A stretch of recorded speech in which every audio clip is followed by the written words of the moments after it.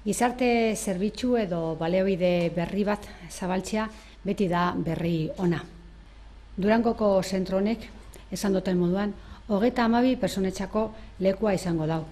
Eta durangarrek, zornotxarrek, egindako neurriko harrera egitea espero dugu.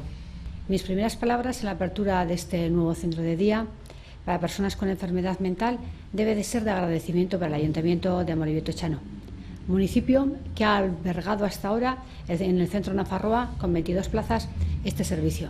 Aquí, como decía, serán 32 plazas. Podremos decir que desde la Diputación Foral de Vizcaya contamos con más de 350 plazas en centros de día para personas con enfermedad mental, siendo los objetivos de nuestra red de centros el avance en la autonomía personal, en la calidad de vida y la inclusión en la comunidad de estas personas.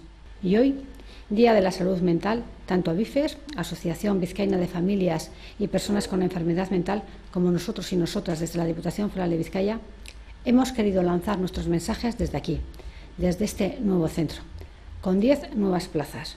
Un mensaje convertido en hechos, de compromiso por seguir avanzando y avanzar juntos. Benetan, eskerrik asko guztioi gaurkoan Durangora hurbildu eta zentro honen zabaltze ekitaldian parte hartzeagaitik. Guk gure konpromisoari eutsiko deutsagu, ez izan zalantzarik.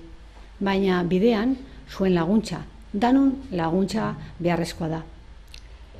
Como duranguesa celebraré hoy el arranque de las fiestas patronales, pero ahora me quedo con la celebración de seguir construyendo juntos, juntas, con vosotros y con vosotras, la cohesión social, una Vizcaya para todos y para todas.